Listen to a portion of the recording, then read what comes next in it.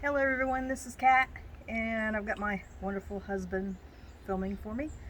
Yep, shorter hair too, shorter hair. Um, if you've been following my channel, you know that I have a constant problem with getting temperatures right on kilns. And so this is my L&L with Dynatrol. I've already adjusted the thermocoupler, and now my bisque fire is right on point.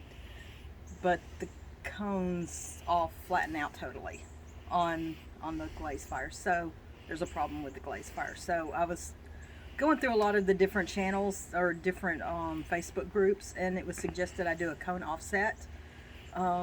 Since they flattened, the cone offset's going to be pretty severe. Also, I didn't know to look for that before I started firing the kiln, because I don't know if, because of the elements getting older, if things were adjusted one way or another to make up for the elements. So of course it would have overfired whenever I changed the elements.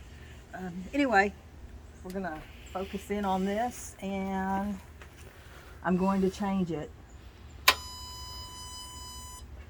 Reading the manual, I'm wanting it to be about 40 degrees cooler. And so what I'm going to do is I'm going to hit other, until I get to the cone offset. And I'm going to hit enter. I'm going to adjust it for cone 6. Enter. And whenever I am making it cooler, I hit 90. And then the next thing I hit is what temperature I want it cooler. I want it 40 degrees cooler.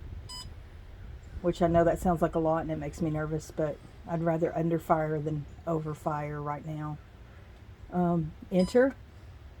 And we're good. That's all there was to it. Easy peasy lemon squeezy. So now next time, if the cones flatten, I'm probably going to flatten the cones, because anyway, thank you for watching, and goodbye.